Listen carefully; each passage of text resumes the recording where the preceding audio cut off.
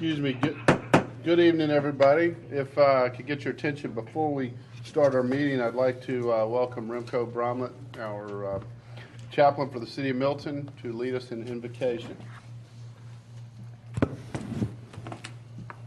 Thank you, Mr. Mayor. Let's pray together. Our Father in heaven, on the heels of celebrating the birth of our nation, we want to pause for a moment and give you thanks for our land, for the abundance and the opportunity and the freedoms that we enjoy. And we ask in the same breath that you would help us use those abundances and use those opportunities and those freedoms wisely on a national level, on a state level, and on a local level. And it is in that spirit that we pray for your wisdom and your guidance for the mayor, the council, and staff that administer the affairs of this city. Give them a high sense of integrity and responsibility and vision as they steer this city towards progress. We ask that you would bestow favor on the citizens of the city of Milton in the form of well-being and health, and in the form of comfort for those who are hurting tonight. And last but not least, but we pray for your protection and your strength for those that are standing by in fire stations and patrolling the streets tonight to keep our city safe. And we ask these things in your name. Amen. Amen. Thank you very much. Okay, I'd like to call the regular meeting of the Milton City Council for Monday, July 7th, 2014 to order. Our city clerk, please call roll and make general announcements. Good evening, Mayor and Council. I'll be happy to call roll for the July 7th, 2014 regular meeting. I would like to remind those in attendance to please silence all cell phones at this time. Those attending the meeting who would like to provide public comment, either during the public hearing or during the call for public comment, you are required to complete a public comment card prior to speaking on an item. There is no public comment for consent agenda items or items under first presentation. Those called to speak will be taken in the order that the speaker cards are received by the city clerk prior to the beginning of tonight's meeting. All speakers will identify themselves by name, address, and organization if applicable. The City Council may allow public comment on either an agenda item or general public comment from a representative of such an organized group or association, provided that such an individual shall file a notarized affidavit that they have the authority to speak on behalf of said organization on a form provided by the city clerk prior to the agenda item being called. Demonstration of any sort within the chamber is prohibited, so please refrain from any applause, cheering, booing, outbursts, or dialogue with any person speaking. Please show the same respect to the person speaking that you will expect to receive yourself. Anyone in violation will be asked to leave. As I call roll this evening, please confirm your attendance. Mayor Joe Lockwood. Here. Councilmember Karen Thurman. Here. Councilmember Matt Koontz. Here. Councilmember Bill Lusk. Here. Councilmember Bert Hewitt. Here. Councilmember Joe Longoria. Here. Councilmember Rick Morick. Here. Would everyone please rise for the Pledge of Allegiance? I pledge allegiance to the flag of the United States of America and to the republic for which it stands, one nation, under God, indivisible, with liberty and justice for all. Thank you, and I want to welcome everyone here tonight. We appreciate you being here. And with that, if our city clerk could please sound for the next item, which is approval of our agenda. Next item is approval of the meeting agenda. This is agenda item number 14183. Okay. Does staff have any items on the agenda? Mr. Mayor, I'd like to add an executive session to discuss land acquisition. Okay. Anything else? Anybody in the council? Anything? All right. I'll move for a motion to approve the agenda with the addition of executive session to discuss, was that land acquisition? That's right. Land acquisition. Mayor, I move to approve the council, or the agenda is prepared by staff for the addition of executive session to discuss land acquisition. Second. Okay, we've got a motion by Councilmember Lusk, second by Councilmember Koontz. All in favor, please say aye. Aye. Any opposed? That's unanimous. Sudie, do we have any general public comment tonight? We do not have any general Okay. public comment. And I'm going to go ahead and read, because we probably do have some, do we have public comment for? Yes, we do, Okay. under new business. During public comment, it's a time for citizens to share information with the mayor and city council and to provide input and opinions on any matter that is not scheduled for its own public hearing during today's meeting. And these are basically the rules for general public comment, but they'll move over to public comment during an item. There's no discussion on items on the consent agenda or first presentation from the public or from council. Each citizen who chooses to participate in public comment must complete a comment card and submit it to the city clerk. Please remember this is not a time to engage the mayor or members of city council in conversation. When your name is called, please come forward and speak into the microphone stating your name and address for the record, and you'll have 5 minutes for remarks. Okay, if we can move on to our consent agenda. Sudi, if you would please read those items. Our first item this evening is approval of the June 9th, 2014 City Council Work Session Minutes, agenda item number 14184.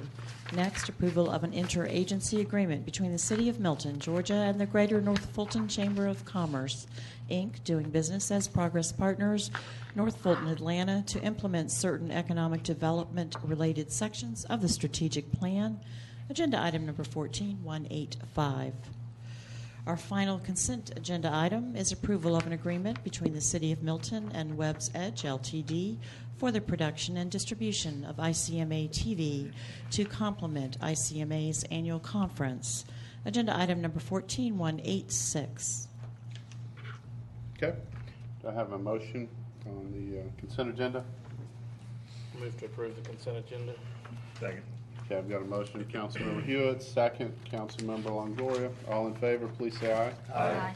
Any opposed? That passes unanimous. We have no items under reports and presentation tonight, so we're going to move on to our first presentation. And for the record, if our city clerk will just read those items. Our first item is consideration of RZ 14-10 VC 14-01, 13941, 13943, 13945, Highway 9 North East Side by Phoenix Senior Living LLC, containing 5.3 acres, currently zoned OI Office Institutional to OI Office Institutional, to develop a 74,000 square foot assisted living memory care facility, 86 units, and a concurrent variance to increase the height of the building from 2 stories and 30 feet from average grade to the eave to 3 stories and 36 feet to the eave. Agenda item number 14187. Next, consideration of ZM 14-06, southeast corner of Birmingham Road, containing 22.30 acres, currently zoned MIX, mixed use, and AG1 agricultural, by Capkey Birmingham Partners LLC, to modify condition 1D to delete the community park and community septic system, to modify condition 2A to revise the site plan RZ 14-0116. This is agenda item number 14188. Next, consideration of RZ 1405 to amend Article 6, Division 23, CUP, Community Unit Plan District. Agenda item number 14189. Our next consent agenda item is consideration of RZ 14-06 to amend Article 6, Division 24, NUP, Neighborhood Unit Plan District. Agenda item number 14190.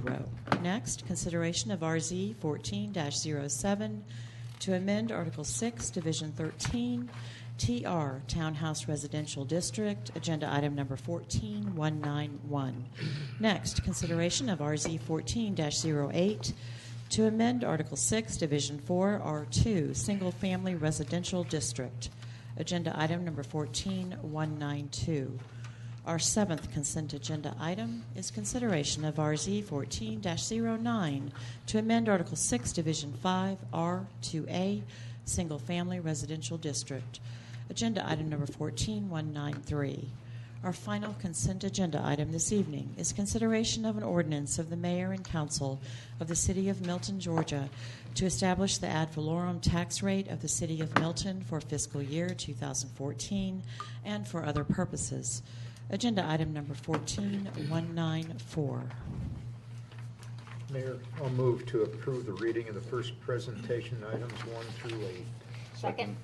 Okay, I've got a motion by Councilmember Lust, second by Councilmember Morrig for approval on the first presentation items All in favor, please say aye. Aye. Any opposed? That's unanimous. Okay, we'll move on to our public hearing. If our city clerk could please sound that item. Public hearing item. First, consideration of a resolution of the City of Milton, Georgia, enacting a moratorium for 180 days to bar the acceptance of any rezoning applications for property located in the 2014 Highway 9 North Vision area. This is agenda item number 14195. Mr. Ken Gerard. Mr. Mayor, members of the council, thank you very much. This evening, as part of the public hearing, we have a proposed resolution that will enact a moratorium with respect to those properties that comprise part of the State Route 9 North Vision Plan.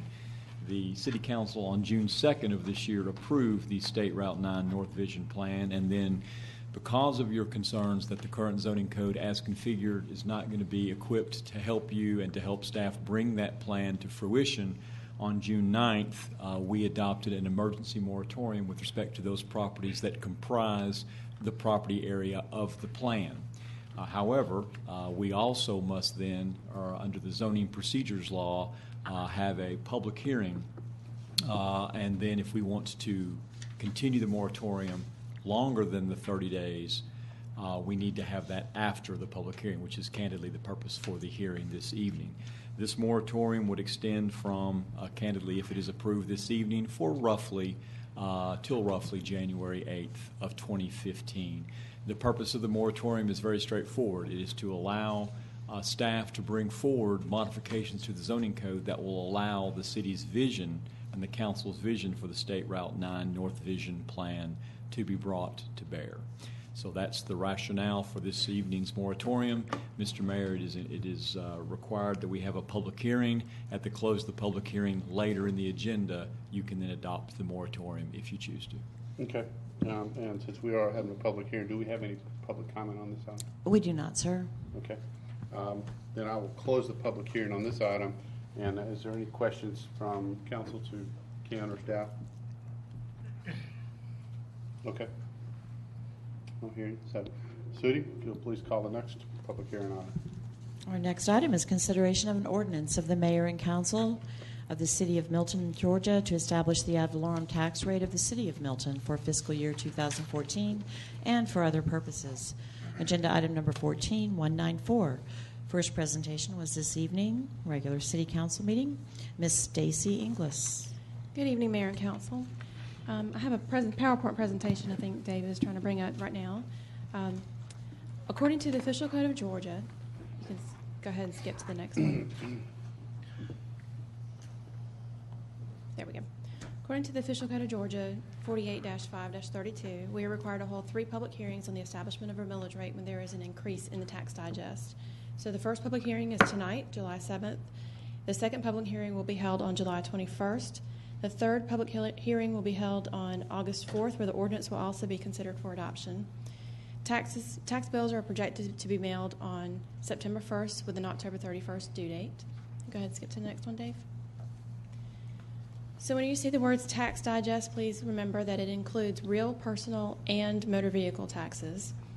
So we have projected a tax digest of $2,112,490,166.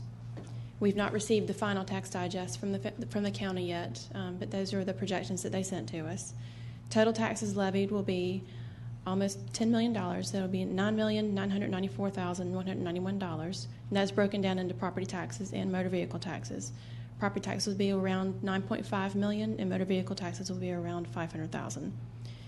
The property tax increase that we have showing is a 4.17% increase, and that is due to reassessments of existing property in Milton. Those are inflationary reassessments that the county does typically every year. When coupled with the upsurge in the digest for newly improved properties, the overall taxes levied will be 8.1% higher than 2013 taxes. The millage rate that we are proposing is 4.731 mils, and that is what the budget is based on. And that is all I have to talk about tonight. Okay. Do we have any public comment on this item? We do not, sir. Okay, I'll close the public hearing. If anybody has any questions, I'll just make a comment for the for the public and for the record that while this is an increase in revenue for the city, it's not based on the city actually doing a Increasing the tax millage. increase or increasing our percent of taxes. It's based on both adding new properties to the digest and also reassessments by the county on values. So it's kind of a good with the bad. The good is that your property values are rising, but the bad news is, and you know, your tax rate is based on that. So, but we as a city are not raising that percent, our millage rate or percentage. So, Correct. anybody, anything? Bill? Stacy, is this a reflection of the county's 17% increase? No, I believe that the county was talking about a millage rate increase and not the reassessments to the tax digest. I want to make that clear. That is a correct statement. Anybody else? Karen? I was just gonna say, I believe this actually gets us up to what we were in 2009 for the first time since then. Is that correct? Because I believe we've been under the 2009 level for the past 3 or 4 years. I honestly, I thought I printed it out, and I believe I did, and I left it in my office. But there is a notice of the 5-year history and current year digest, and I believe it does get us back to rates from several years ago. I just don't know which year. Yeah, that's correct. It's on page 5 of the Thank you. presentation materials that you I didn't pull it up. Yes. Yeah. Okay. All right, let's see, we've closed that, so we don't have any items on our zoning agenda or unfinished business, so we'll move into new business. If Judy, you wouldn't mind calling the new business item. Our first item is consideration of a resolution to approve a defined contribution pension plan that will serve as a Social Security replacement plan for those employees regularly scheduled to work 40 or more hours per week and hired or rehired on or after July 1st, 2014. This is agenda item number 14196. I do have one public comment to read into the record on this item. Okay. This gentleman could not attend the meeting, and he emailed this comment. He is in opposition. His name is William G. Bill Coleman, who resides at 13,000 Arnold Mill Road, Milton, Georgia. Hello, my name is Bill Coleman, 13,000 Arnold Mill Road, Milton, Georgia.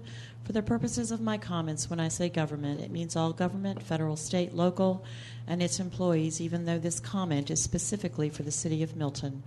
I am 65 this month and retiring in the near future. I will have Social Security and any investments in 401k that I and I alone have provided for myself to rely on. I am mandated by the law of government to participate in the Social Security system.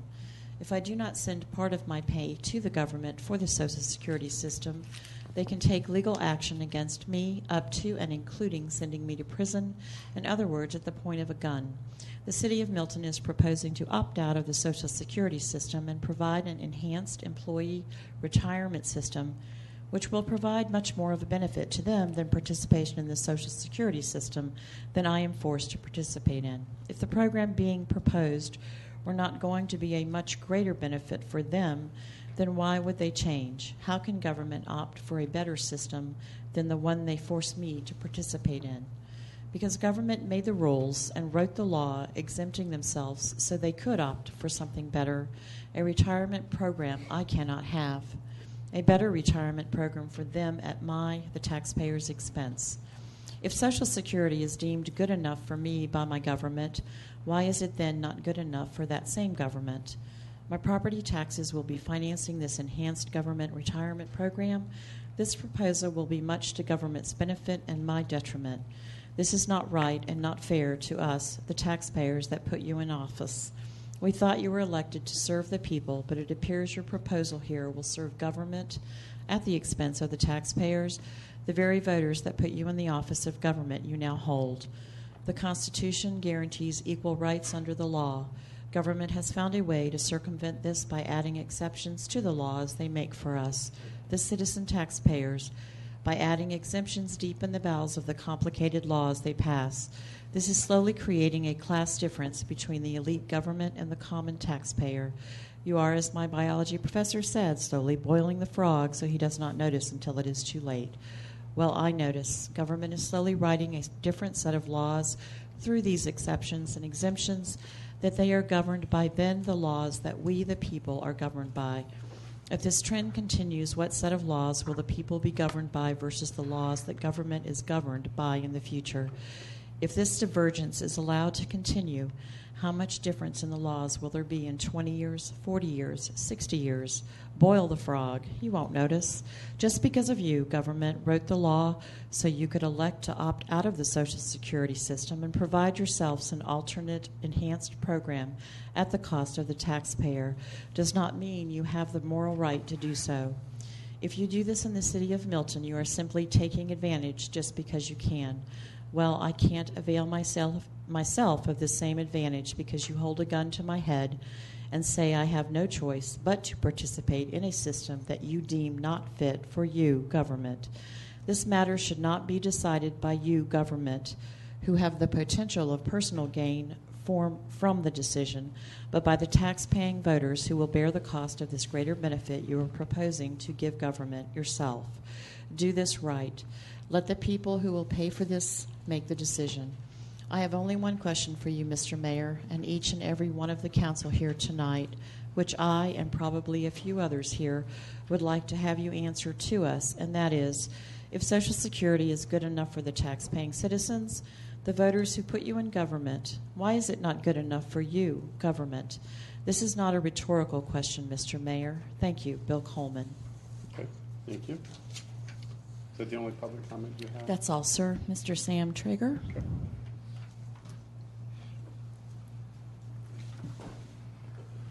Thank you very much. Sorry. We're here tonight to discuss the city's pension plans and what we're trying to get to with the new plan. Sort of give you some background, it's been a busy few months from the mid-year budget session. During that time, we've taken our old defined benefit pension plan and basically frozen that to our current employees and staff. We also shut down our current defined contribution plan that was available to our staff to only new employees or to new employees who might be entering. So we sort of have this sort of line in the sand effective July 1st of the people who are under our plan maintain their benefits. And now are in the place of having to develop a new plan at your direction for employees hired on or after and rehired on or after July 1st of 2014. So what we have is 3 resolutions in front of you tonight that sort of encompass all the plans, and they'll be read and separately. The first plan that's on the agenda that the clerk has read is sort of the Social Security replacement plan. It's referred to as the 6.2 plan because that's what the contributions are. It's a 401 plan. The employees who are eligible are all employees who are regularly scheduled to work 40 hours or more per week. The plan is mandatory, and basically what it requires is the City of Milton and our employees each contribute 6.2% into a 401 plan vehicle, sort of as the Social Security replacement. Employees in this plan would be vested immediately. Money would be invested immediately, similar to our current plan design for our employees on Social Security replacement as far as immediate vesting goes. That's the basis of this initial plan that sets up a Social Security replacement vehicle for our full-time regular employees. Are there any questions with this plan? Sure. Quick question. As towards the public comment that was made, we have already replaced social, so that was done at our incorporation. Is that right? Yes, sir, it was. That was actually a decision that was made at incorporation, and that was the only time that the city can make that decision to opt out of Social Security. What the requirements are in order to do that is to set up a replacement plan that will provide a similar benefit to the Social Security benefit. Okay, anybody else? All right. No, there's no more questions. I'll close the hearing. I think I may have already done that, but I'm going to make sure. For the record, I closed the hearing. If there's nothing else, I'll open up for a motion. Mr. Mayor, I make the motion that we accept agenda number 14-196 as presented. Second.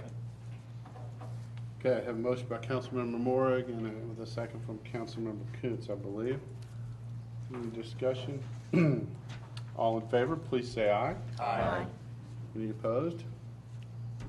That's unanimous. Okay.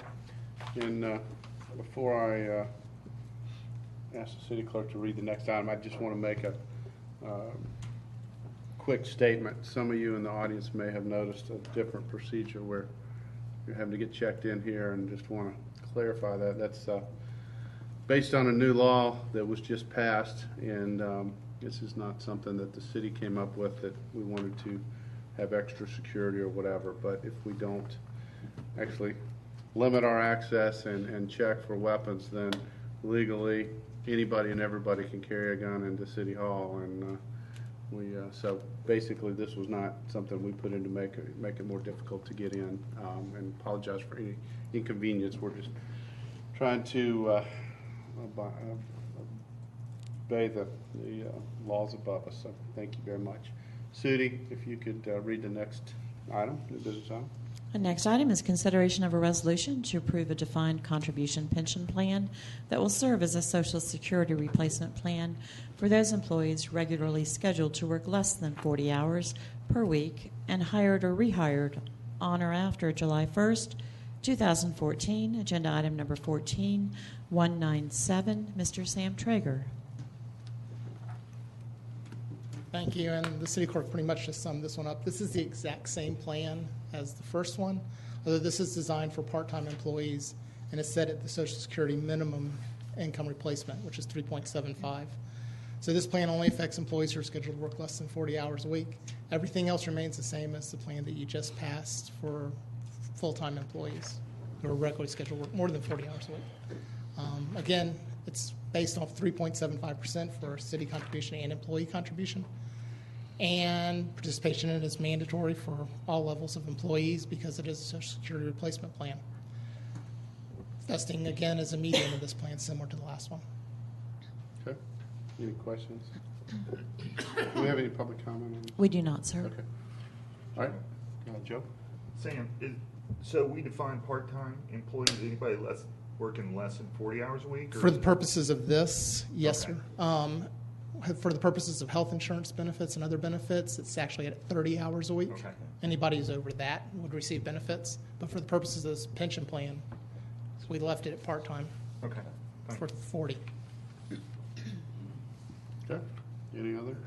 Not, I'll open up for a motion. I'll make a motion to approve agenda item 14197.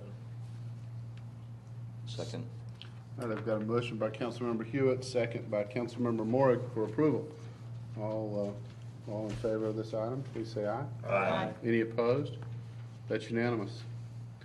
Thanks, Sudi. If you'll please call the next item. Next item is consideration of a resolution to approve a defined contribution pension plan that matches employee contributions to a 457 plan for those employees hired or rehired on or after July 1st, 2014. Agenda item number 14198. Mr. Sam Traeger. Thank you again. This is the final component of our defined contribution pension plan, and it's the matching component.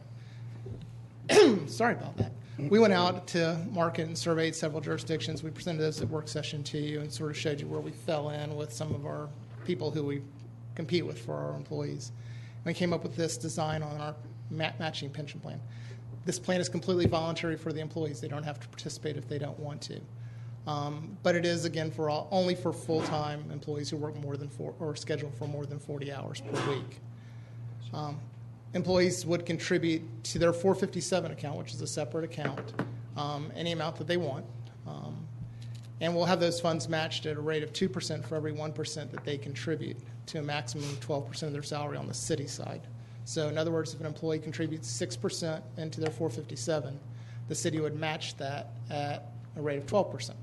If the employee contributes 3%, the city match would be 6%. It would be driven by how much the employee voluntarily puts into their 457 account. The vesting on this one is a little bit different. It's called a graded vesting schedule. Dave, would you flip to the next one, please? And the way the vesting schedules work is this is shown here. Employees would be vested at 20% of the city contribution after 1 year, 40% after 2, and so on until after 5 years they're completely vested in the pension plan and would receive 100% vesting. This is the design that we found to be competitive with the market. We kicked around some other ideas on vesting, but this one seems to be the most commonplace. Several of the jurisdictions that we compete with actually vest their employees after 6 months or 1 year. They're 100% vested. So this one is consistent with some of the other jurisdictions. We were advised through this process to try to steer away from sort of what they refer to as this cliff vesting, where you work a certain period of time and you're vested at the end of 100%. So this is the schedule that we felt most closely met our needs. Are there any questions on this component of the pension plan that I can answer? Anybody have any questions? Have you had any feedback from employees on this? Or I know it Not yet, affects because we future, so it's- we don't have employees who are affected yet. We've withheld hiring until we can get a plan in place. I know our current employees, some of them like it and have said that it's a very good plan. But we made it so that people couldn't option in. It caused a lot more legal problems if we had allowed that. So feedback's been mostly positive. Okay. Anybody else? So, Joe? so the city side maxes out at 12%. Yes, sir. So you're getting an advantage up to 6%. Anything you invest or set aside past 6%, the match maxes out. Right. Had an employee today change their deduction to withholding to over 30%, again, it would max out at 6, and they just get 12. Okay. Okay. Anybody else? All right. I'll open this up for a motion. Mayor, I'll make a motion that we approve agenda item number 14198. Second. Okay, I've got a motion by Councilmember Kuntz, second by Councilmember Hewitt. All in favor, please say aye. Aye. Any opposed? That's unanimous. Okay. Thank you all very much. Thank you, Sam. All right, Sudie, if you'll please call the next item. Next item is consideration of a resolution adopting the Arnold Mill Road Visioning Study as an amendment to the 2030 Comprehensive Plan. Agenda item number 14, 199. This was discussed at the May 12, 2014 work session. Ms. Michelle McIntosh Ross.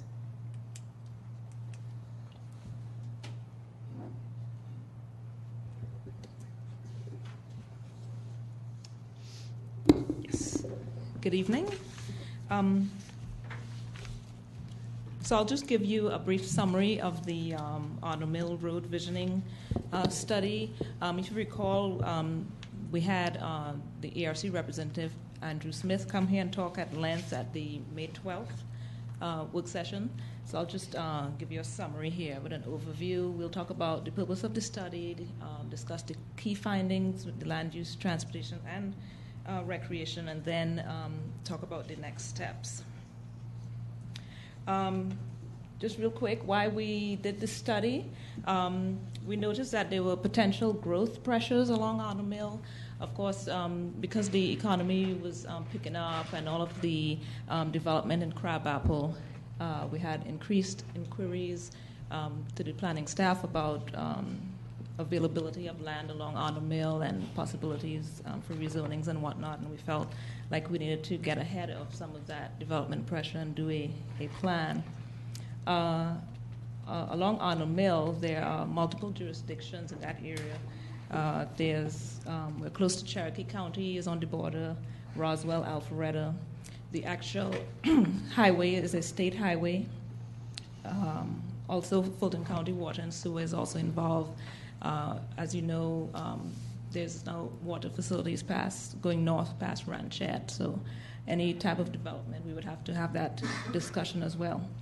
We reached out to the Atlanta Regional Commission through their Planning Assistance Team program, and we got Andrew Smith, who came and worked with us and did coordination with the plan, along with John Tooley on that, and worked through it.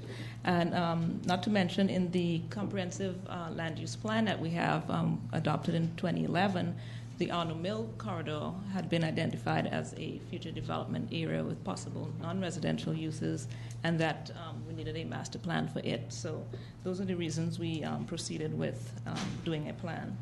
Just real quick about the planning process. We started in June of 2013, and we did community meetings and workshops out at Arno Mill. We had small group meetings. In June, we followed up in November with additional meetings and presentations for some of those ideas. Since then, the Another Regional Commission worked on a draft plan, produced that.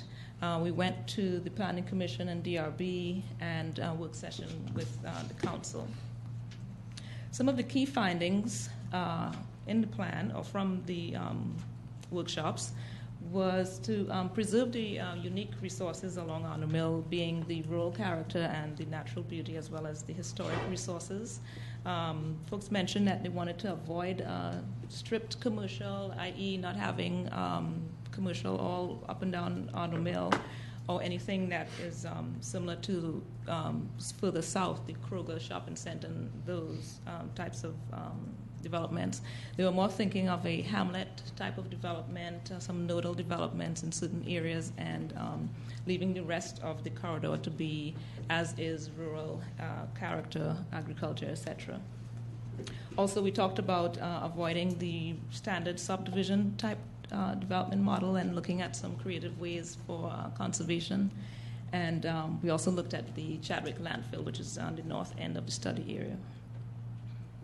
As I mentioned, we talked about having nodes. This is one of the nodes. We just figured 2 nodes along the corridor. This would be the Cox Road node. If I get my pointer.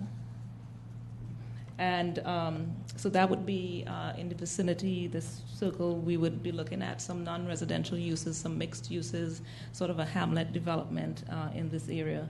And when I'll talk later about some transportation recommendations, we figured if this area were to be redeveloped as a hamlet, we would try to do a connection through to New Providence Road.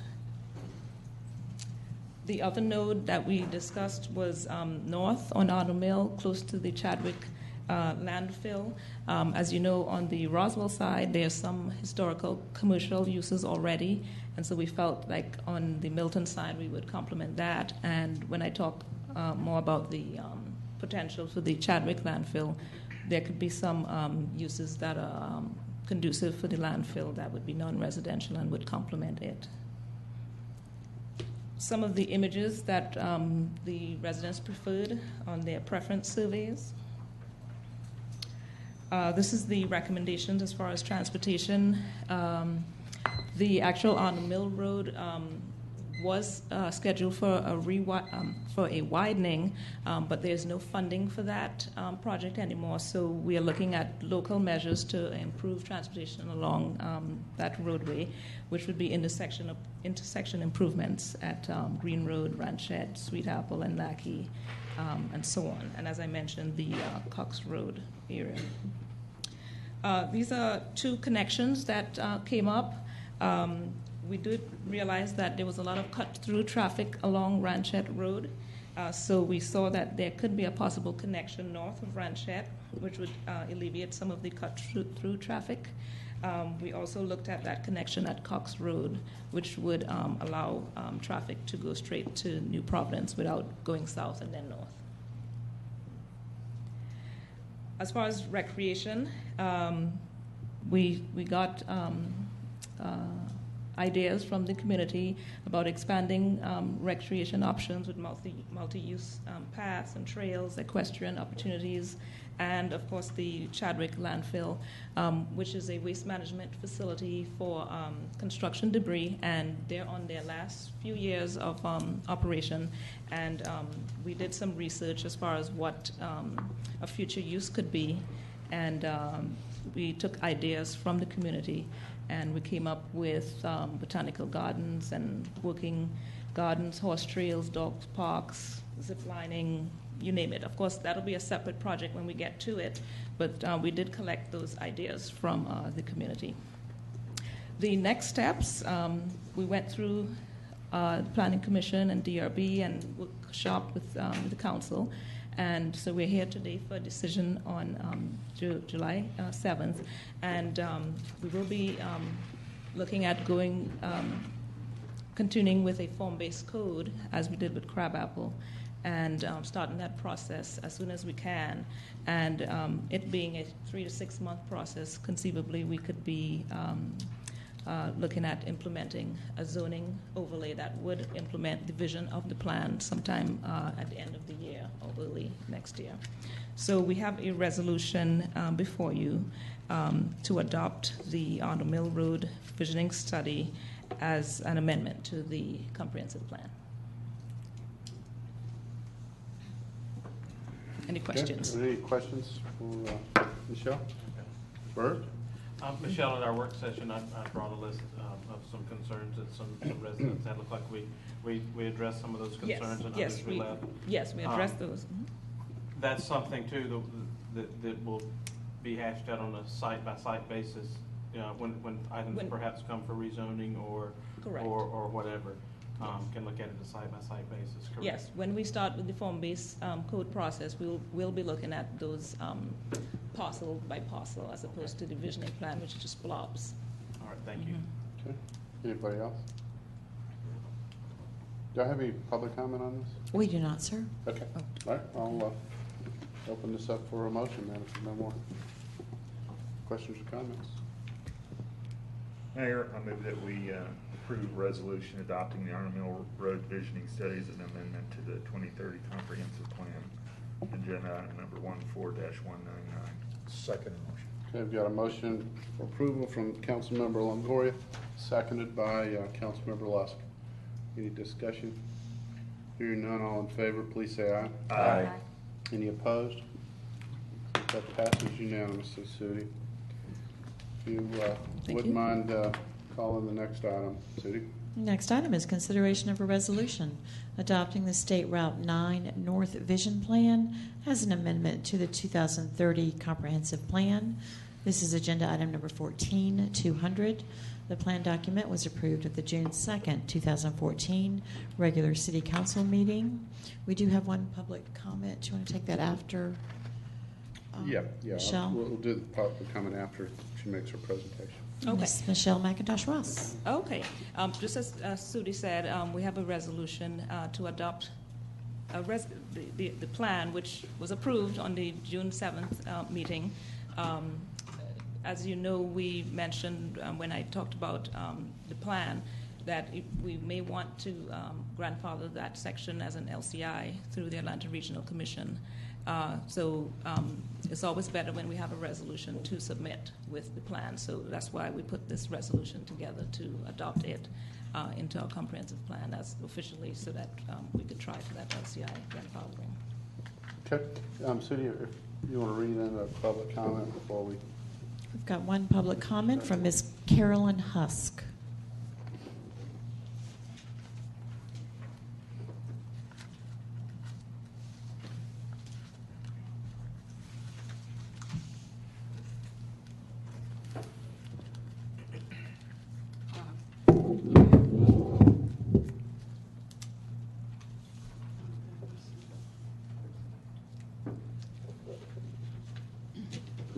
My name's Carolyn Husk. I live at 235 Hereford Road in Milton.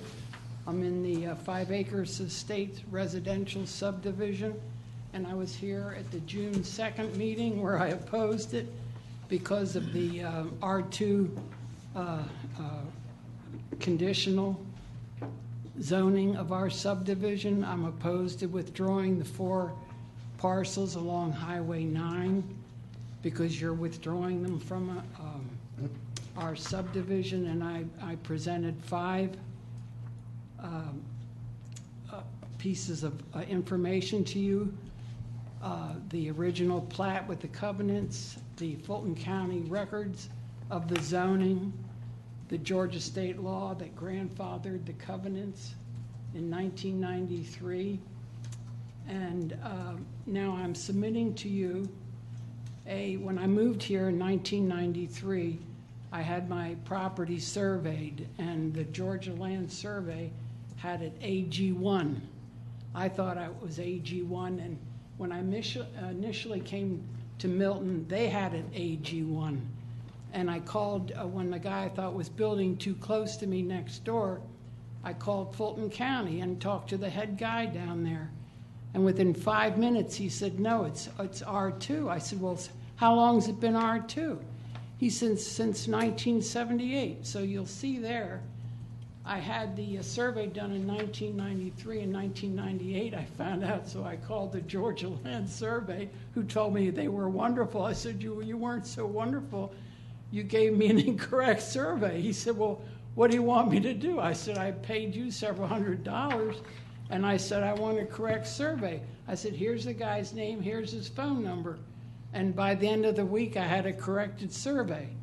So my concern is the fact that the real estate agents are telling me what your proposal doing will just destroy the resale value. And the experts, the real estate experts that I talked to on this said, this is a very unusual subdivision. I did not attend all these meetings you had because according to the real estate experts, they told me you have to notify every property owner in there and you need 100% yes from every property owner in that subdivision to change anything. So I didn't attend any of these meetings because according to all the experts that I've talked to, it shouldn't have been done. So I presented you the documents June 2nd, which you've now declared a moratorium as a result of the documents until you got it straightened out. And what I'd really like to know is if you found anything out, and I would really like an answer because you know, a lot's depending on it. And now on a positive aspect, I'd like to commend you for your patriotism since my father was a Naval Academy grad. He was port engineer for Newport News Shipbuilding in New York City. My son's an FBI Academy grad. He's a legend now. He's known as Ricochet because when he was on the target range, the guy next to him, they had like a metal thing going around. He missed and it hit my son and it lodged in here, hit an artery. So he's a legend at the academy now. And he volunteered, did a duty in Iraq. He was violent crime division, and now he did an 18-month stint in D.C., and now he's terrorist and weapons of mass destruction. And then on the other front, I'd like to let you know that I've spread Milton all over the world now. I do missionary work, and my 6,000-member church, I live on 5 acres, and there I have all these hardwoods. And when the storms hit, I collect branches, and I've given away thousands of these. They're in Japan. They're all over the world. So Milton's been spread all over the world. They're on people's front doors, on offices, in children's rooms, in nursing homes, in graves. They steal them, and I did them seasonal. So I mean, they're all over the United States and all over the world. So I just wanted to let you know that Milton's all over the place now. On a positive note, and I would appreciate if somebody would get back to me on this thing when you find out, because I gave you all the legal documents. Thank you. Thank you. Do we have any other public comments, Eddie? That's all, sir. Okay. Is there any questions for staff? Karen? I just want to, for clarification purposes, the reason for the moratorium was so that we could get the details of the visioning plan in place, not because we were concerned about the legality of the plan itself. Is that correct? That's correct, Councilmember.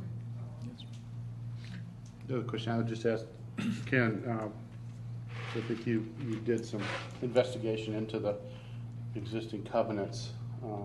And if you could just tell us what you tell the council what you've done. Staff had asked my office some time ago to take a couple of representative parcels out of the Highway 9 area to include those that involved this subdivision, and we did in fact do title, including at least one on the, I think it's part of the frontage parcels. We didn't do all of them, but we did them, And the individuals that ran title for us found no covenants that were of record at all. And I think I may have, hopefully I've communicated that to the council previously. But yes. Yes, sir. I just wanted to clarify that. Okay. So under normal conditions, Ken, the covenants are, we are aware of those because they get attached to the title itself, right? They're typically filed of record with the clerk's office of the property records, and which is, of course, the way you put things, you put the world on notice of your covenant restrictions. To the extent there may be private agreements between the property owners, they may exist. We just don't know of them, and we would have no way of knowing of them. So, Go ahead, Rick. so did we find formal covenants for 5 acres for that subdivision? I did not. Nothing with Fulton County, nothing on record? Not that we found, no, sir. But the likelihood that there could be a subdivision or covenants that were related to property owners in there that was designed, defined, and agreed to by the property owners outside of their title, Right. is definitely possible. Of course. Right. Yes. But the documentation that I looked at, I saw what appeared to be notes on the plats that may contain, but that's not in the legal jargon covenants, as far as what you all are thinking of, and as far as what we would be looking at to know about the validity of this Highway 9 North visioning study. So we just had no success. We did look again. Okay. Anybody else? Questions? Okay. Do I have a motion on this moratorium? We haven't gotten there yet. Oh, I'm sorry. So, Chris is- This is a motion on the resolution. I'm sorry, That's on right. the resolution. No, I was thinking moratorium, but Tim was talking about moratorium. Michelle has She gonna made her present presentation. We jumped the gun all over the place. Go ahead, Michelle. Yeah.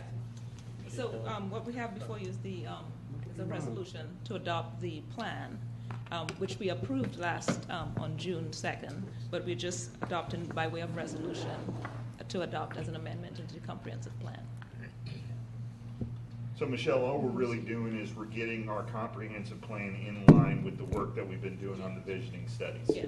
So that everything's congruent. Yeah, so it's real smooth when there's any sort of zoning case or anything, we have a resolution to refer to, as well as for the Atlanta Regional Commission. They like to see that we have a resolution supporting the plan if we were to send it in for an LCI. And just to be clear, we're not changing any zoning, we're not changing any definition of property or anything like that. All we're doing is we're making sure that people understand what the future use of this land could potentially be. Yes, and it's just taking the approved plan and just linking it to our comprehensive plan. All right. And again, anything would be parcel by, or case by case going forward. Yes, as we go into the zoning overlay, that'll be case by case, yes. So for instance, where it's today, those lots are AG, if they were AG1, they would still have to come forward and do a zoning case if they wanted to change that Yeah. to a different use for commercial use or whatever. Yes, they would have to come with a rezoning. But of course, we have a moratorium, or we may have a moratorium. And then we are awaiting the form-based coding, which would define all of those in the future, and then we wouldn't need to have a rezoning case. All right, I'll go back. Karen? So all this is doing really is formalizing in a resolution what we already approved last week. Exactly, yeah. Or 2 weeks ago. Yes. Okay, do I have a motion in support of this resolution? Make a motion to approve agenda item 14200. Second.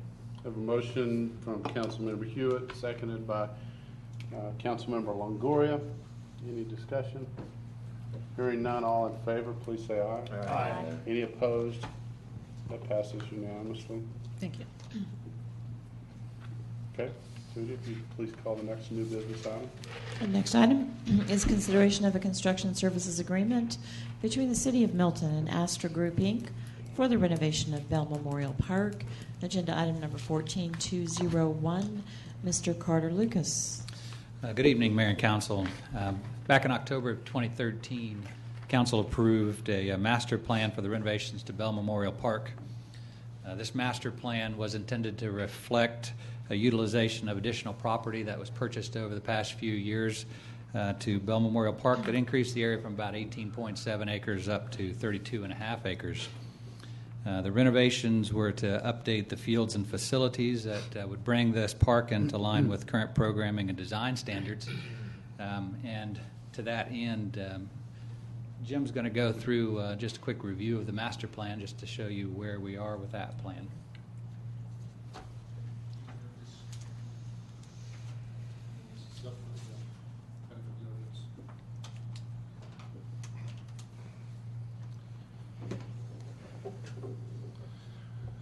Ladies and gentlemen, you should have on your screen here, I just want to take you a very brief tour through the park as you're coming south. The current park has approximately 200 paved parking spaces. New park would have over 560 parking spaces, with nearly 450 of them paved and remaining spaces for overflow parking on a gravel surface. The new park would feature 2 rectangular fields. This opens the city of Milton to being able to offer football, lacrosse, soccer, and cheerleading, programs that we have only been able to offer on a very limited basis in the past. The field on the west is proposed to be on natural grass, and the field on the east is proposed to be a synthetic turf. This field is also configured to be able to support a 5th baseball field. The new diamond-shaped fields are no longer age-specific in terms of their dimension. And whether we're talking the spring configuration of 5 baseball fields or the fall configuration of 4 baseball fields, we make a dramatic improvement in the operation of the programming of the baseball programming.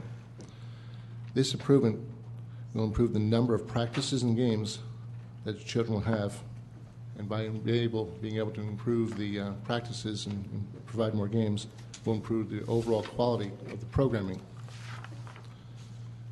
In addition, the walking trail is approximately 1 mile. Half of that trail is being paved and would be fully ADA accessible. The other half is a natural surface and would be a more challenging trail. The concession stand, maintenance building, and storage buildings will be built to reflect the elements of our community that define the uniqueness of the city of Milton. And lastly, the playground will offer elements for children of all abilities. What I'd like to do now is to show all of you a 3D fly-through of the proposed renovations of Bell Memorial Park.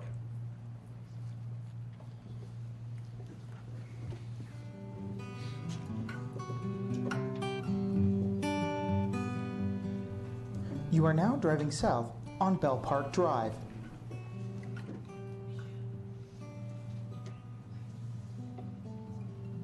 Here is the roundabout that is the entrance to the park itself and a drop-off area. Prominently displayed is the public art statue, Victory.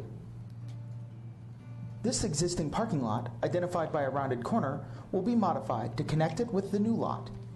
The new lot is shown with 75% of it paved, and the remaining portion will be designated as overflow parking and will be unpaved gravel.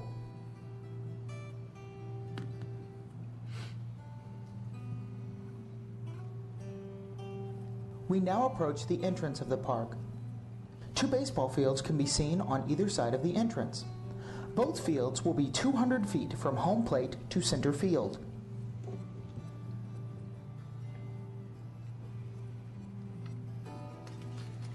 The entrance shows the walls of fame on either side. Just past the outfield of the field on the left is the maintenance building. Here we have an aerial view of the 3rd and 4th fields. The smaller field is 180 feet to center field, while the bigger field is 280 feet to center field. The storage building is shown between these 2 fields. We now are looking at the 2 rectangular fields.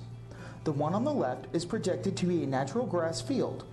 The one on the right is projected to be synthetic turf. Both fields can support football, soccer, and lacrosse.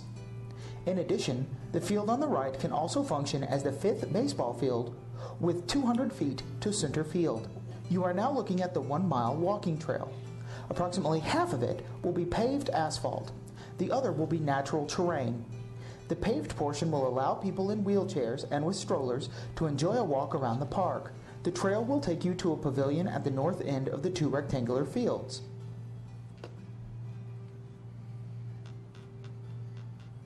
As we pass these 2 rectangular fields, you can see the concession stand and in front of it, a playground area. Here is the park in its entirety, with a large portion of trees still in place in the north area of the park, along Hopewell and Thompson Roads. Enjoy your new park. Thank you. Back in March of this year, we issued an invitation to bid for this project and received 3 bids. Low bid on this project was from the Astra Group, which was at $9,925,000. And as a part of our standard practice, we've worked through some value engineering with that group to come up with about $536,000 in savings. That doesn't necessarily reflect any substantial changes to the park as you see it in the master plan. In addition to that, we looked at 5 bid alternates that were provided in that bid. One was a synthetic turf field at $380,000, roadway banners as you enter the park at $14,000, overlaying the existing parking lot at $36,000. Integral color for the plaza concrete was $62,000, and shade structures for the bleachers came in at $93,000. Staff is recommending with this bid that we accept the value engineering at $536,300, and that we also accept bid alternate number 5 to provide the shade structures over the bleachers for a total contract price of $9,481,700. And if there's any questions on that, I would be glad to answer them. Okay. Do we have any public comment on this, Sue? We do have one public comment that comes from Mr. Ken Sisson. Okay.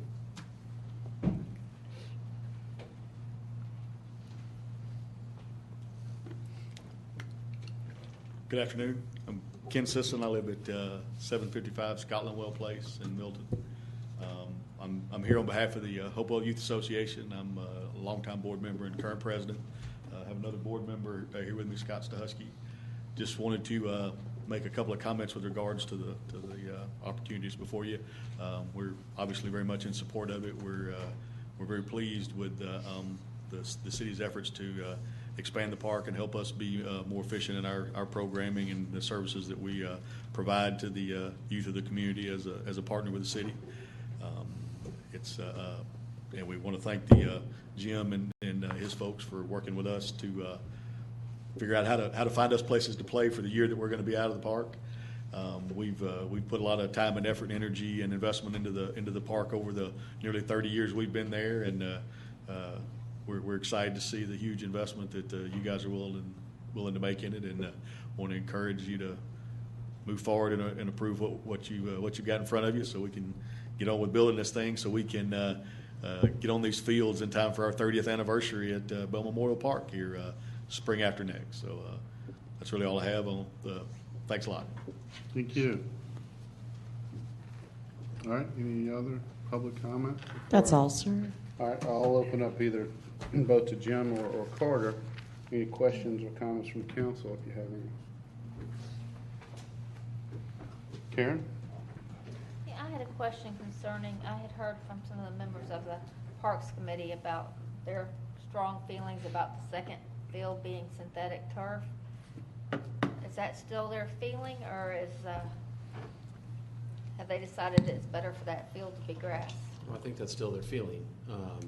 At this point, we're bringing a project to you that has that and continues to have it in it as an alternate. If the council would like to add it, I certainly don't have any problem doing that. That's why it's being presented the way it is tonight. I just kind of wanted to see what the feel of the council was on that moving forward. We're bringing you a project that we've value engineered the best we can, and didn't want to necessarily bring you a project where we try to tighten it down as much as we can to get as close to a budget number as we can, and then add something back to it. But if the council would like to add a second turf field tonight, we can certainly do that. And our revenues are such that, and our available finances are such that won't cause any problem if you choose to do that. I mean, I just feel like since we were able to value engineer it down, the second turf field would ensure that we were allowed to use it pretty much year-round regardless of the weather. What's the additional? Was it 300? 380,000, yes, sir. 383. And it will save us some, I assume, in the long term, because would have a lot less upkeep for a turf field than you would have for a natural grass field that had to be mowed and fertilized and. I'll leave that certainly to the experts to answer, but I haven't seen any strong data that shows that there's. I guess there probably is some data out there that would show that the turf is a better surface and easier to maintain. Don't think that it comes without maintenance costs, though. It just comes with different maintenance costs. How long does it last? Do we know, Jim? 5 years. So maintenance. Roughly how long does a turf field? Artificial turf. Yeah, I was gonna say, when I hear turf, I think of grass, so We're talking let's about make sure we're talking artificial turf. Right, there you go. Yeah, artificial turf. How long does it last? The manufacturers will tell you it lasts 10 years. Agencies we've talked to say with maintenance they can get more than that out of it if you properly maintain it. Typically about 15 years. And you've seen that in your experience too with parks? Well, in my previous involvement as a volunteer in Alpharetta, the first field they put in was at North Park Field number 1, and that is, to my knowledge, that field is about 8 years old now and still in very good shape. If I may ask, the biggest thing you get with a synthetic turf field is more playability because of the drainage. When you have rain, a grass field, you have to let the water drain out. A synthetic field can drain very quickly, and you could be back on that field in 15 to 30 minutes. Okay. I think, Karen, that was all you had. A question on the synthetic. Matt, you were next. Yeah, and on that line again, just a question of scheduling. Obviously, you had one turf that would, on that western field, that would be empty, but the other one is combined baseball as well as rectangular sports.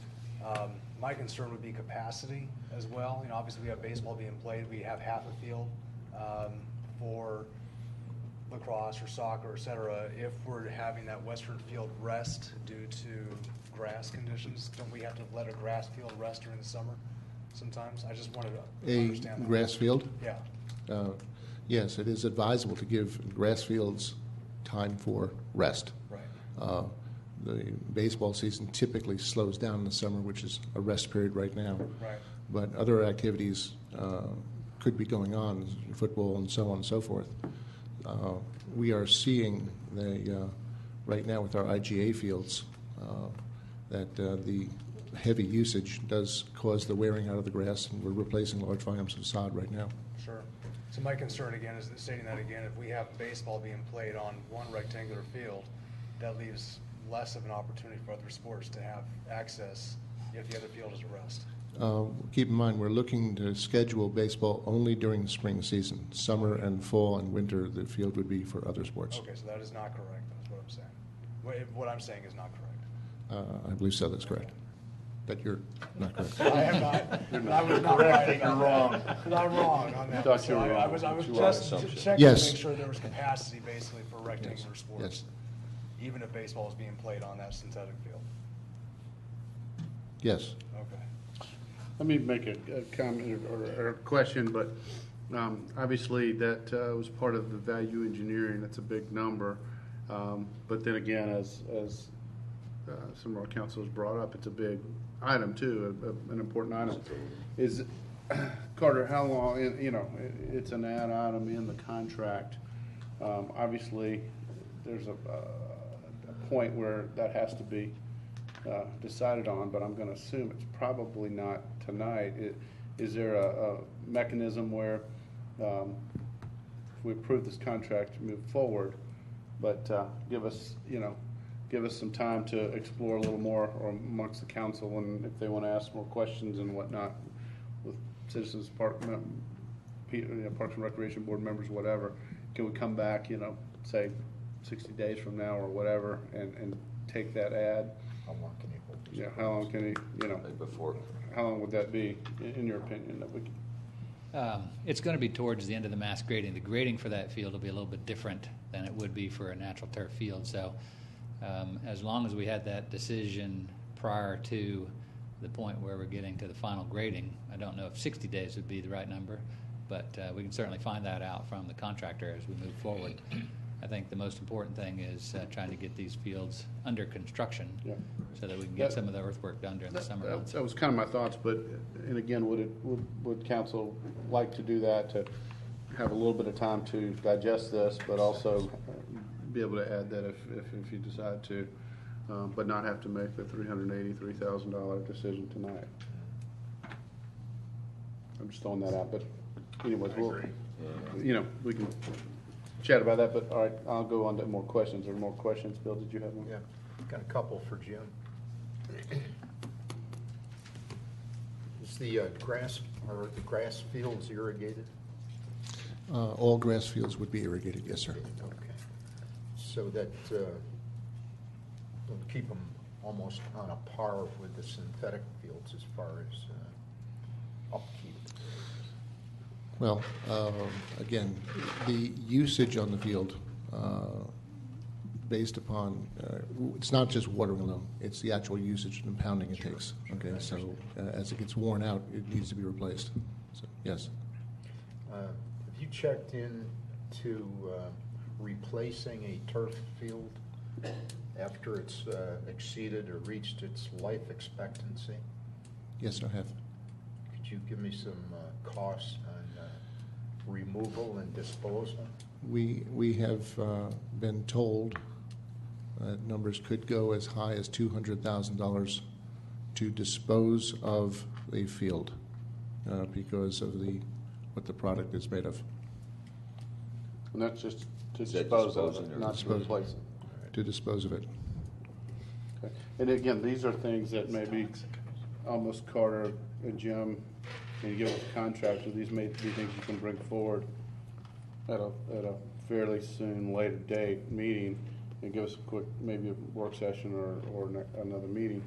Give us a little quick workshop on the synthetic turf fields to make sure, if the desire is to go forward with that, to make sure we know all the good and bad, pros and cons. I'd like to see a cost comparison between the maintenance of a grass field and installation and maintenance of a grass field over the same period of time as the life expectancy of a synthetic turf field, and including the cost of removal, installation and removal of a synthetic surface like that. Certainly.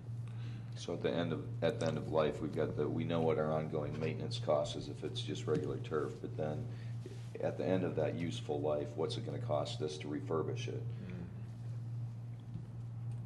Okay. Just for a point of information. Then I had some questions for Carter. All right, go ahead. At the floor. Carter, in your contract here, in your unit price table, you got items 1, 2, 3, and 4. So unsuitable soils and different options for replacing with other materials. Okay, now in your unsuitable soil, does that include removal and disposal, either on-site or off-site, of the unsuitable soil and replacement with another material?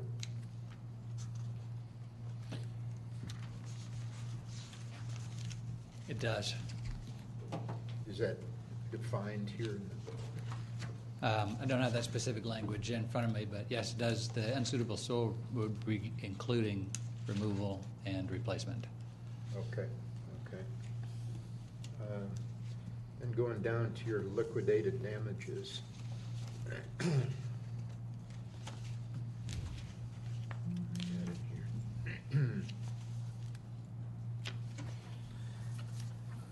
It's 365-day contract, and it looks like we're anticipating a notice to proceed on the 1st of August or the end of July. But your, is it right? There's a penalty here it is. Penalty of $15,000 if it's not substantially complete and operational by August 1st, 2015. Then an additional $25,000 if it's not complete by January 1st of 2016. So if he's not complete by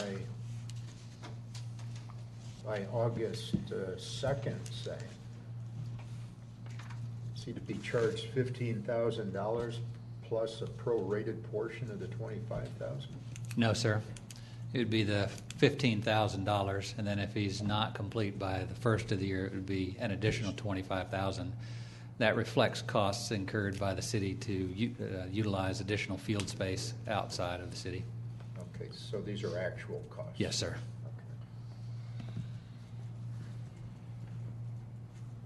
Anything else? That's it. Okay. I got it, thanks. All right, Matt? Jim, we have locker room designs as well in this. I just want to verify that. Is there a locker room? No, we do not have a locker room. Nothing like that. Just no. I'm thinking like AYFA, their Field 1, they have something like that. I didn't know if we did or not. No, we don't have a locker room at this time. Okay, anybody this side? All right, again, I'll ask staff too if this makes sense to them, but on the synthetic ad, would it be feasible for you guys to dig into that and give us a little update on, number one, what a date would be that we would have until we could make that decision, and number two, the pros and cons, and a lifetime, several years out, what the pros and cons would be with that, if the council, if you'd like that, if you want to include that in a motion, I'm just throwing that out, that way we don't have to make that decision tonight if you want to. Mayor, I've captured that concept here as I've been typing, and I'll capture what I think you're looking for, and I'll email it to staff. Obviously, I'll copy the council on that email, so what you are wanting is different than what I just took away and captured. Just respond to my email and say, hey, Chris, that wasn't quite what we were asking for. But, Okay. So if you see that email, that's what that is for. And again, if you're, wanting to do your notice to proceed at the end of the month, first of the month or whatever, that'll give you a few days at least to get in and find out if you can do that, or, the contractor may say, no, we got to know right now, but we're not obligating ourselves to something tonight if we accept this contract. Okay. Okay? Nothing else? Do I have a motion? I'll make a motion to approve the consideration of a construction services agreement between the City of Milton and Astra Group Inc. for the renovation of Bell Memorial Park, agenda item number 14201. Second. Okay, I have a motion by Councilmember Coons with a second by Councilmember Morag for approval of this agreement. Do we want to Mr. Mayor, could I clarify? clarify that with what Chris was saying? I guess the quick clarification I would have is that it was staff's presentation tonight to approve the contract with the addition of the sunshades, which was a $90-some thousand ad for a total project cost of $9.4 million. Is that the number, and that the contract plus that one ad alternate? Is that what your motion is? Is it? It's an alternate number 5. Yeah, approving? Was it 4 or 5? But yeah. It was Alternate number 5. Alternate number 5, yeah, that would So be it. for staff's recommendation. Or the that's staff's recommendation of the package? recommendation. Okay, all right, with no okay, all right. I just wanted to be clear as to what would be. And the second is approving that as well. Second, yes. Okay. Yep. Thank you. All right, any discussion? Hearing none. All in favor, please say aye. Aye. Any opposed? That passes unanimous. This is exciting. Okay. Will the city clerk please sound the next item? Next item is consideration of a resolution of the City of Milton, Georgia, enacting a moratorium for 180 days to bar the acceptance of any rezoning applications for property located in the 2014 Highway 9 North Vision area. Agenda item number 14, 195. Public hearing was held this evening. Mr. Ken Gerard. Mr. Mayor, members of the council, this is simply the adoption of the moratorium for which we had the public hearing earlier. I know the question that the council typically asks whenever we are considering a moratorium is, when will it end? That would be in enumerated paragraph 2. This moratorium would end or terminate, if you will, at the earliest of 180 days from the date of adoption, or roughly January 8th. Number 2, approval by the City Council of an additional moratorium following a public hearing, so if you wanted to extend it. Or number 3, the adoption of an amendment to the city's zoning ordinance adopting development standards and requirements for the covered property. Therefore, if in fact staff was able to deliver modifications to the zoning code earlier than January 8th, and you did in fact adopt them such that your vision for this study area could be brought to bear, the moratorium would end the evening that you adopt the zoning changes. Mr. Mayor. Okay. Do we have public comment on this? I do have one public comment from Carolyn Husk. Ms. Husk, would you like to speak again, or you basically? Okay. All right. We have that for the record too. I have no other public comment. Yeah. Bill, questions? Ken, in order to make a motion, is it just how it's stated here in the agenda then? You mentioned that there were some other options. No, Councilman Berluski, it would just be approval of a resolution would be the language I would request. Anybody else? Okay.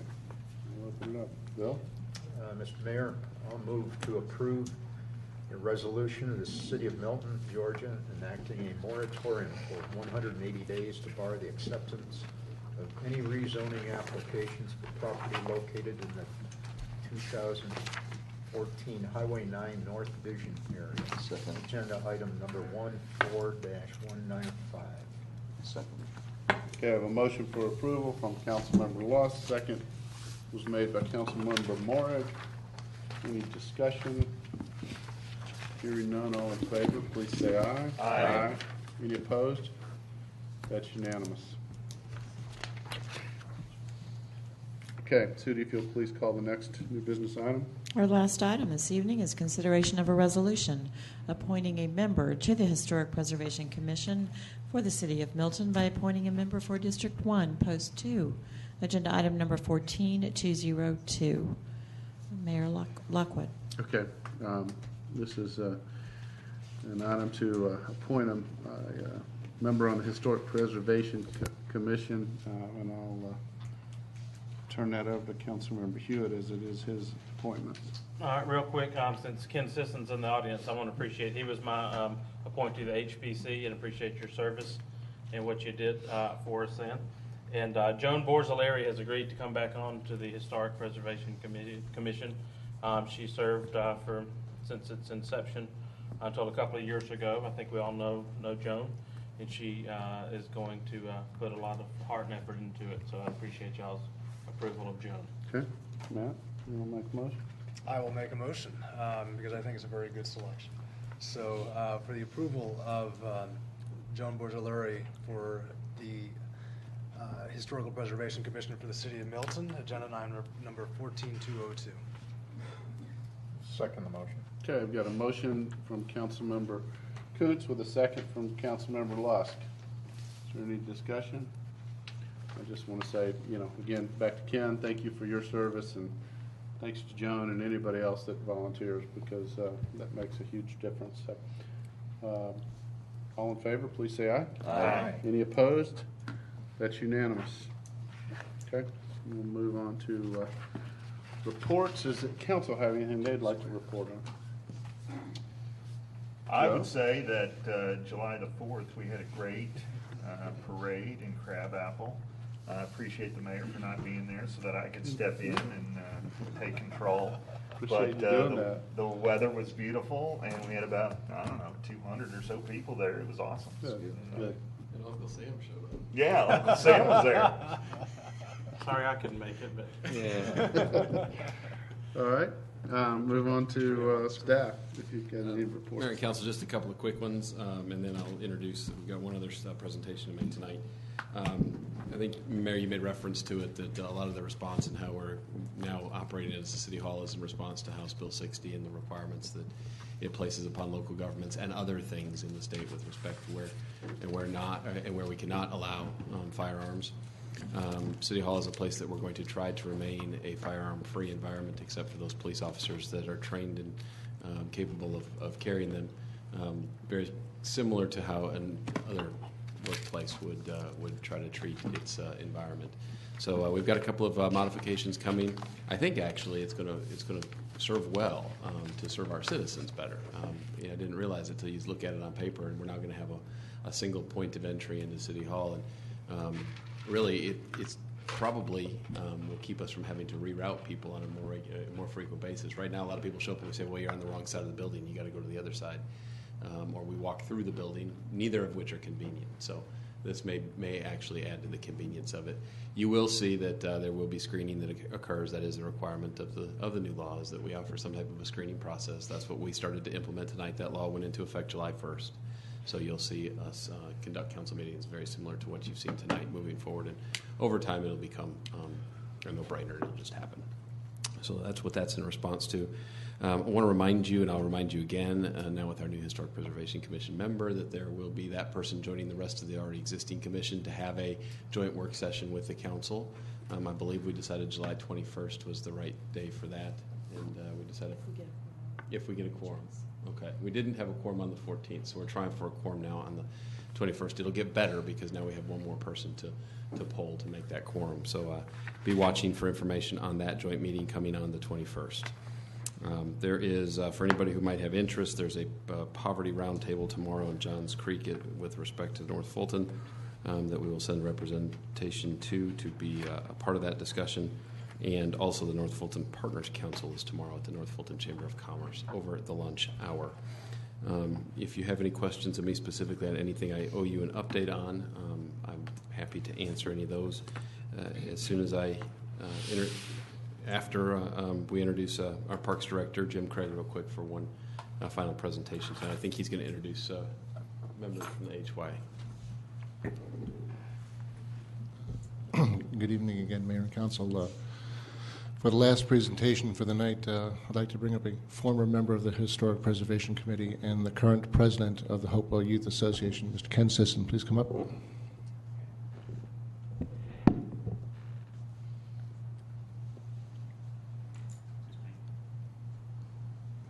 Good afternoon. I'm back. Now that you guys have passed and approved the contract for a new park, thank you very much.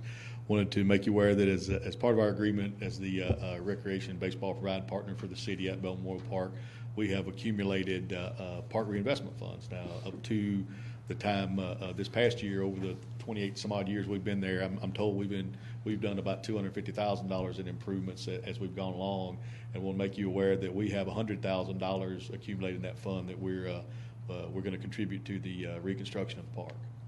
And I just want to make you guys aware of that, and thank you again for your support, and we're looking forward to those new fields. Good deal. Thank you. Thank you. Okay. Bill? Regarding the revised security system here, is that going to require another police officer?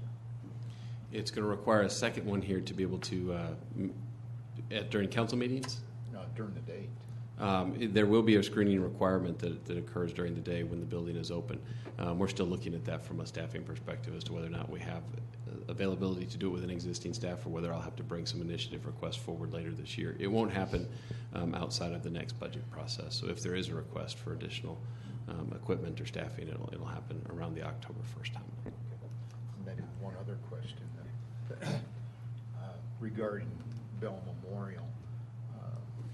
Have we determined an increase in the maintenance costs for Bell Memorial, and will we be discussing that during the budgeting process? We will, and we fully anticipate at this point that because we will be adding to the maintenance of not only this facility but other facilities as we bring them online, that we will return back to the market in a competitive arena to rebid our maintenance and mowing, et cetera, services. So. Does that come up the end of September or the first of the year?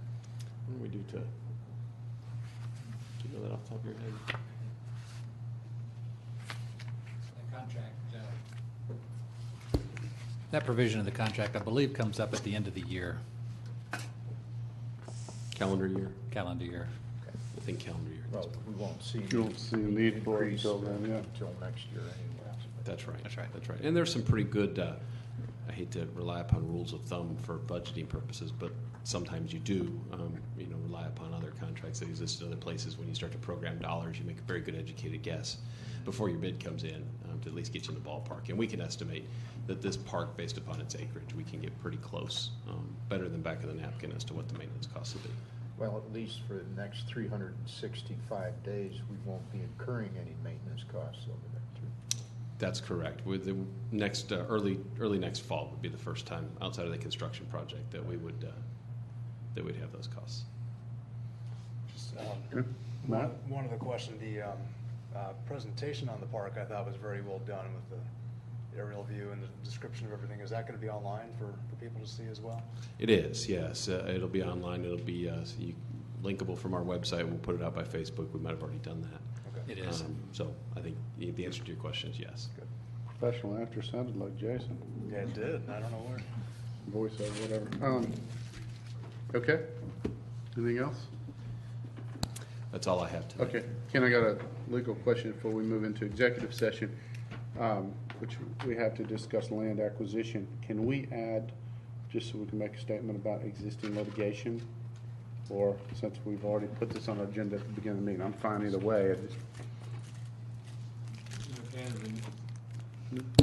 Candidly, Mr. Mayor, although that did put on the agenda the notion of an executive session, it's the motion by which the council retires to executive session that I think is more important. So if the council makes a motion to discuss litigation and land acquisition, I'm perfectly comfortable with Okay. I just asked that if someone wants to make a motion for that. Mr. Mayor, I'll make a motion that we add litigation to our executive session tonight with land acquisition. And are you making a motion that we move into executive And session motion to move to discuss executive both session to discuss land both. acquisition and litigation? Yes. Thank you. Okay, do I have a second? Second. We have a motion and a second to move into executive session to discuss land acquisition and existing litigation. All in favor, please say aye. Aye. Any opposed? That's unanimous.